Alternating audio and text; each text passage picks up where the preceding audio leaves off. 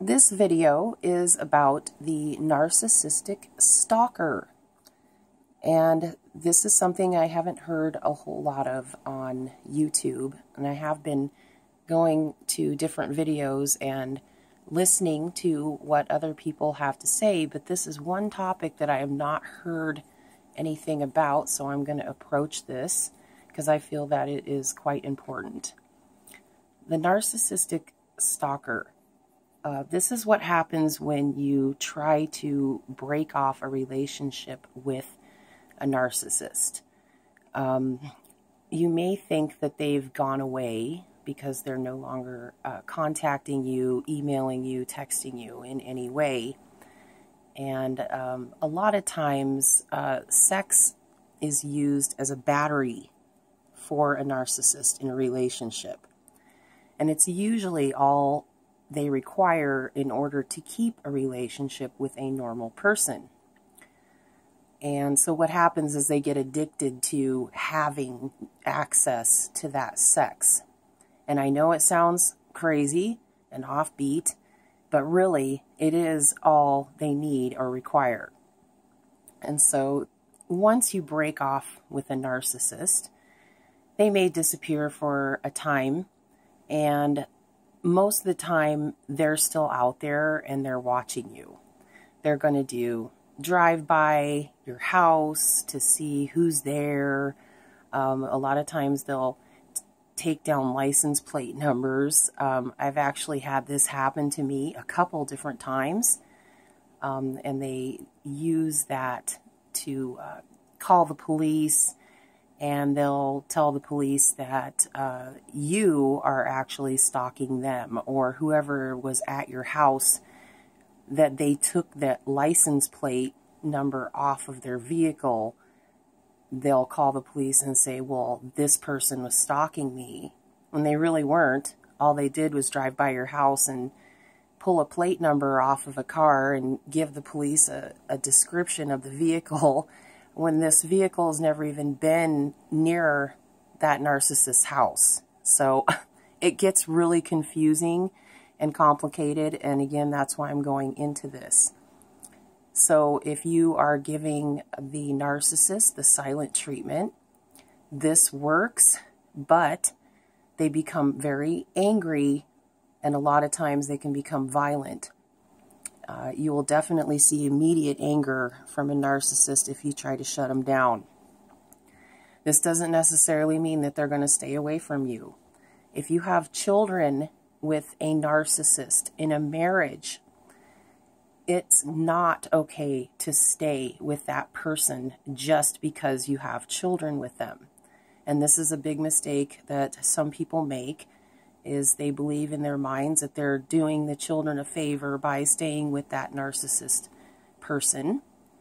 And what happens is the children are watching constantly. They're seeing the behaviors that go on between both parties, and a lot of times they become confused, and the children can actually grow up and start looking for a partner in life that has similar behavior to that of the narcissist in the relationship, and may eventually end up with an abusive partner just to replicate the parents' behavior in the environment that they grew up in. Watching a narcissist be a stalker, and you can put up cameras. They're quite inexpensive. You could even use an old tablet. If you have an old cell phone, you can use an SD card and get as much footage as you can of this narcissistic stalker driving by your house. Try to get plate number, description, keep track of times and dates. Write it down on a calendar if you have to. But the cell phone and the recordings are the best way to get evidence that this narcissist is actually stalking you. They usually know the law before they start doing this. So they know that there's that 50 yards that they're going to have to park away from your house in order to get away with sitting there for any amount of time and watching your place, or whoever's coming and going from your house, or when you're leaving or coming home.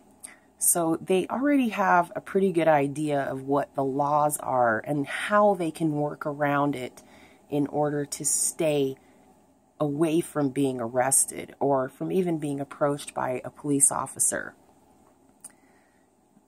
Having somebody doing this is very annoying, it's irritating, and you really just want them to leave. And it's sad that a lot of times the police won't do anything, even if there's somebody parked outside your house sitting there. The police can come and ask them to leave, and more than likely they will, but they'll also come back at a certain point. So you really do have to keep your eyes open, especially when you're dealing with a narcissist who has been physically abusive or has shown signs that they could become physically abusive to you or your children or anybody else who's around. Now, these people are generally sarcastic. And when a question by a police officer, they're going to use a lot of sarcasm to try to get out of whatever it is that they are doing that's not right. And they will lie, and they will continue to lie all the way through, somehow turning you into the criminal when you're actually the victim. They are chaotic.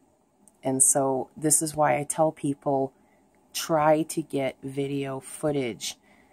If you're living in a situation with an abusive narcissist, in a home, whether there are children involved or not, if this person is abusing you on a regular basis, set up a camera. And I always tell people this, use a cell phone, again, because you have immediate access to moving that video into a police officer's computer. You can send it much faster, and if a police officer comes to your home, you may not even have to send the video. You can just show it to them.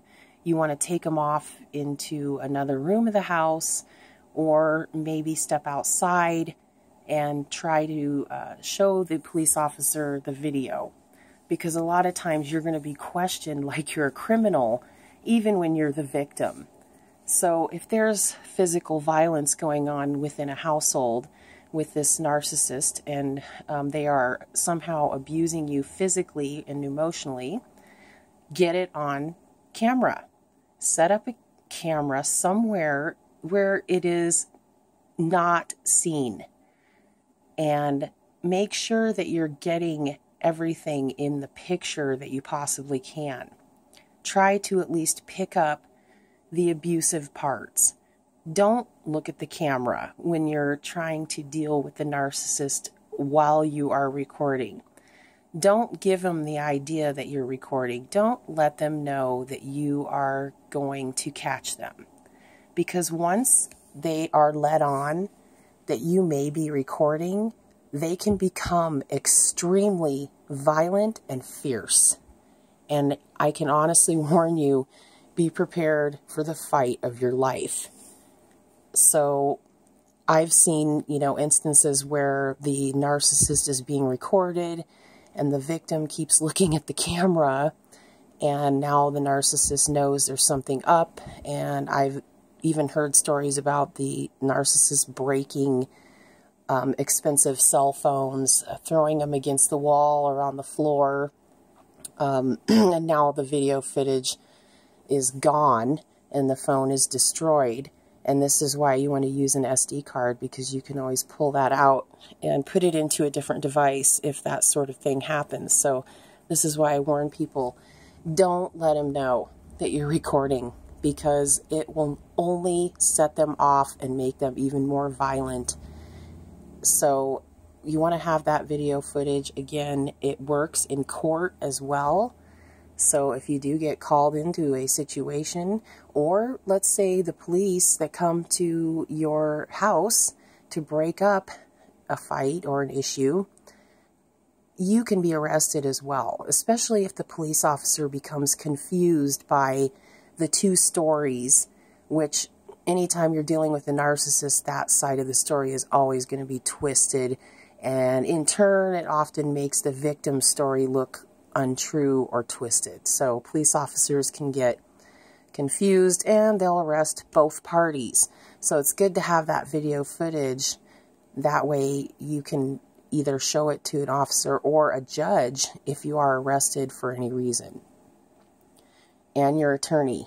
You may want to have a copy, you know, somewhere in a different place, like on Google, or you can even keep copies of videos on Facebook and YouTube. So something to think about. The more physical evidence you have, the better the chances are of there being an arrest of the actual narcissist abuser. In family court, watching a narcissist is like, I don't know, it's watching someone lie in court is very intense, and it can make you sweat. It can make you feel like you're not going to be believed. Your story is going to be put down, and they're really good at lying again. So you've got to have some kind of physical evidence. Otherwise, more than likely, you're going to end up with being in jail or having to pay fines or do some type of community service. And the narcissist may walk away scot-free. And this happens a lot. And it can leave the victim in hell, just in pure hell. So, again, go back to video footage. Text messages. Keep those. Don't erase them. Back them up even on a different device. You can back up text messages online. Keep anything that you have as far as emails from that person, especially if they're threatening or they seem somewhat violent or like you could be in some type of danger or at risk. The voice recordings are good as well if you're having a conversation with an abusive narcissist on the phone. Grab another device if you have a tablet or you have a laptop computer.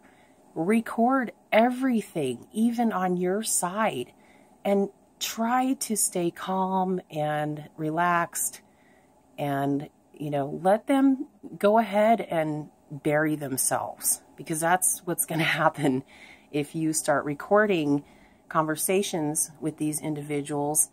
They're going to bury themselves in their own lies, and you'll be able to prove this to anyone, even friends and family, because sometimes narcissists take control there as well.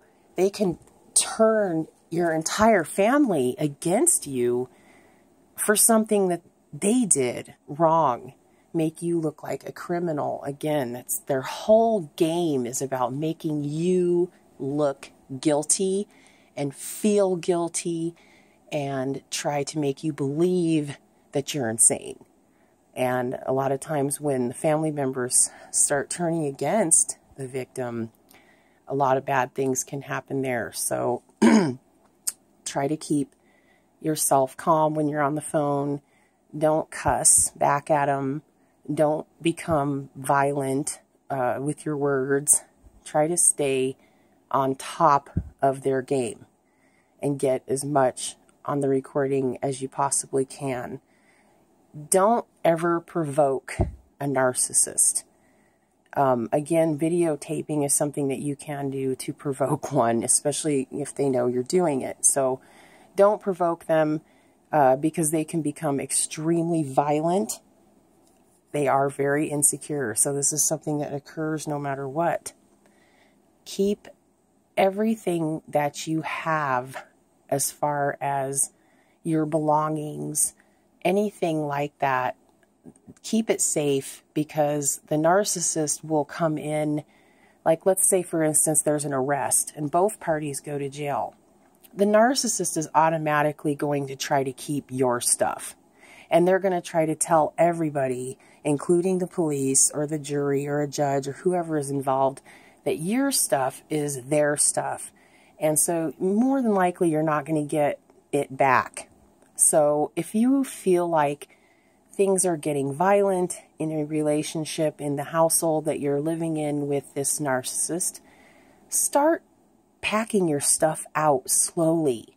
And I'm not saying buying or renting a moving truck. I mean, if you have clothing that you're not wearing it at that time, put it in a suitcase or a box or a bag and move that bit of clothing out one day. And then maybe 2 days later, start pulling anything you have as far as trinkets or glass or anything you don't want to be broken or stolen, like jewelry.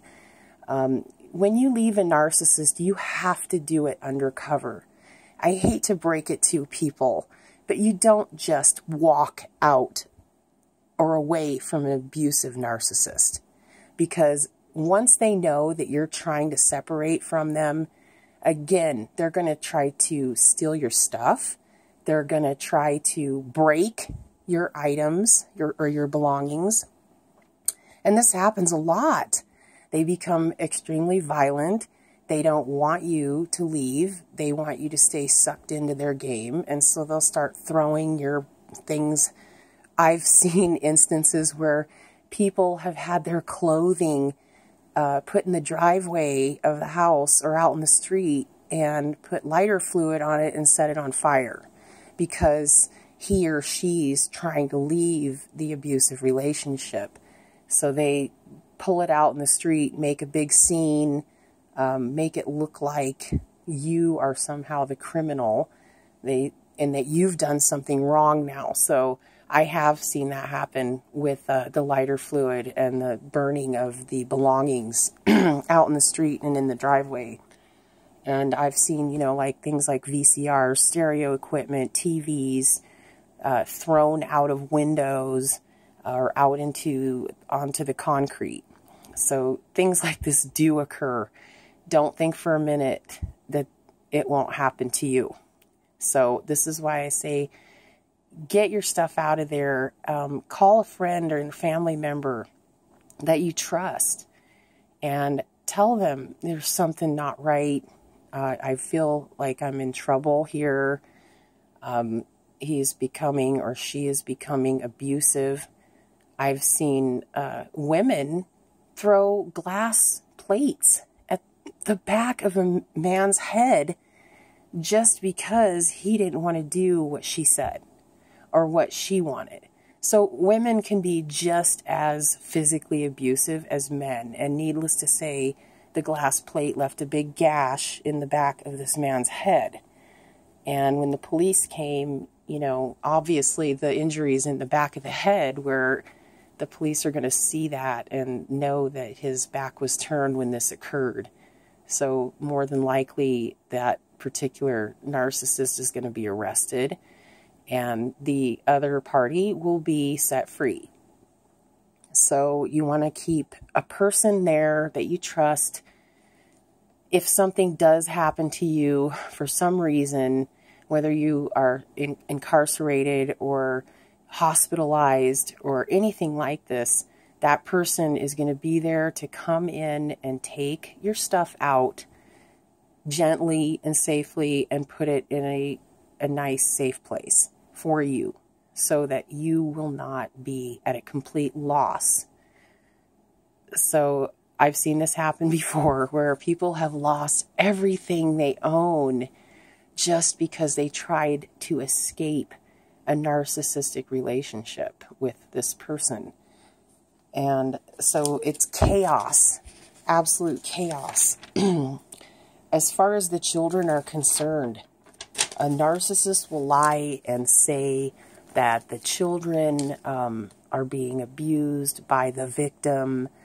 They will make up stories and go on and on with the police, and even in the court system.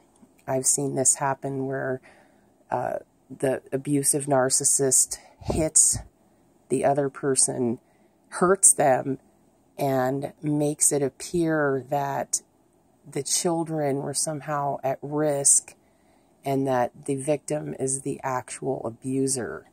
They'll even take the kid or children to a doctor and make false claims saying that the other party assaulted the child or physically is abusing the child, and they kind of try to get it documented.